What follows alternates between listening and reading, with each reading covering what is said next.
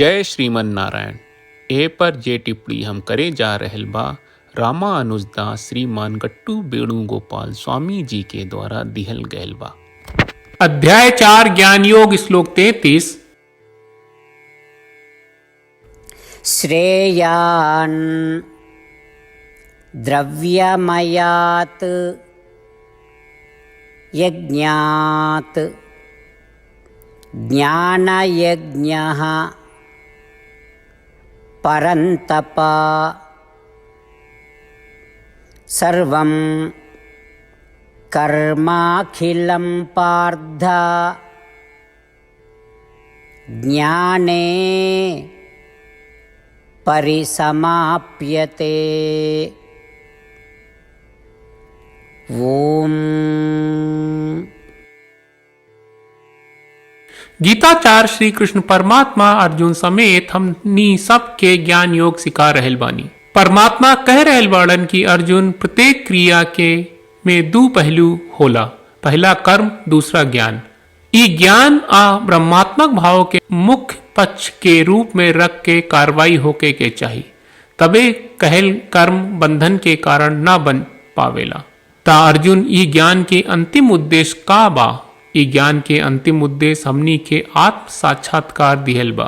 यही से अर्जुन रौरा ई सुनिश्चित करे के पड़ी कि रौरा हर कर्म से रौरा परम लक्ष्य के हासिल करे में मदद मिले, जौना खातिर हर कर्म के ब्रह्मात्मक ज्ञान से आच्छादित होके के चाहिए। ई तरह से हमनी के घोषणा कर सकनी जा कि कर्म आ ज्ञान बहुत महत्वपूर्ण और श्रेष्ठ बा। ई तरह से श्री कृष्ण परमात्मा हर कर्म के साथे ज्ञान के संगत के महत्व के उजागर कर रहल बाड़े। परमात्मा के शिक्षा पर मनन करत हमनी के आपन हर कर्म में ब्रह्मात्मक भावना के एकीकृत करे के अभ्यास करी जा और कर्म बंधन से छुटकारा पाई जा। परमात्मा के शिक्षा के पालन करे के संकल्प के साथ हमनी सब परमात्मा के वचन के ई तरीका से दोहरावल जाए। श्रेयान् द्रव्यमयात् यज्ञात् ज्ञानयज्ञः परन्तप सर्वं कर्माखिलं पार्थ ज्ञाने परिसमाप्यते। श्रीमद् भगवत गीता का पूरा सार श्री कृष्ण परमात्मा ने अध्याय 18वें के श्लोक 65 से 70 में 8 काम करे खातिर दिले बाड़े। श्री कृष्ण कहले, हम ओ लोगन से प्रेम करनी जो लोग इन 8 बातन के मान तारे। हम ओ भक्तन के हर तरह से रक्षा करब। श्री कृष्ण परमात्मा के द्वारा बोलल गईल संपूर्ण भगवत गीता सुनला के बाद अर्जुन कहले, करिष्ये वचनम त्वा, जेके मतलब बा कृष्ण मैं उही करब जौन आप कही। यही कारण बा श्री कृष्ण अर्जुन के हर तरह के सफलता आ विजय प्रदान करेले। आई परमात्मा के आपन व्रत देई कि हमनी के ये 8 गौ कर्म के पालन करी जा। ई वचन परमात्मा के देवे से बड़न कौनो पूजा तपस्या यज्ञ नहीं। हम 8 प्रण कहब जौन हमनी के करे के चाहिए। आप सब कृपया इन्हन के आपन दिमाग और दिल में सोची। श्री कृष्ण के आपन वचन देवे के ई तरीका में हमनी सबकी कल्पना करे के चाहिए कि श्री कृष्ण का चेहरा खुशी से चमकत बा और खुशी के एहसास करत बा। जय श्रीमन नारायण। यहाँ हमनी के 8 वादा बा। हमनी के पहला वादा, हे श्रीमन नारायण, आपका निर्देश के मुताबिक हम हमेशा तोहार ध्यान करब और तोहार बारे में सोचब। हमनी के दूसर वादा, हे श्रीमन नारायण, आपका सलाह का अनुसार हम हमेशा आपका भक्त रहब। हमनी के तीसर वादा, हे श्रीमन नारायण, हम आपन सब काम तोहरा सेवा के रूप में और तोहरा संतुष्टि खातिर करब।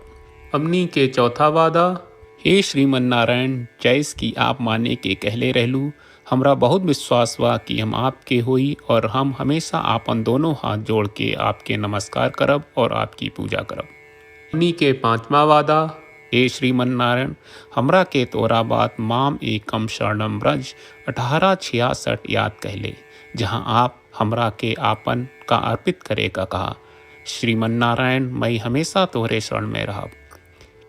हमनी के छठवां वादा, हे श्रीमन नारायण, हमरा के तोहरा बात माँ सुचहा 1866 याद कहले कि आप हमनी के शोक ना करे का आश्वासन दे रहे बड़े, हम अब और शोक ना करब।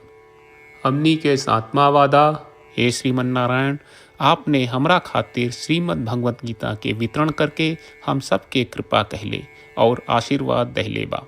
हम वादा करत बानी कि रोजाना कम से कम एक श्लोक पढ़ब या सुनब। हमनी के 8वां वादा। हे श्रीमन नारायण, आप गीता के पूरा मानवता तक ले गयलू। हम गीता में आपके दिव्य वचन के उन भक्तन तक पहुँचावे के प्रयास करब जे गीता से अपरिचित बा। हे श्रीमन नारायण, हम उई करब जौन तू करे का कहब। हम ऐसन व्यवहार करब जैसन आप चाहत बानी और हम खाली आपका खातिर काम करब।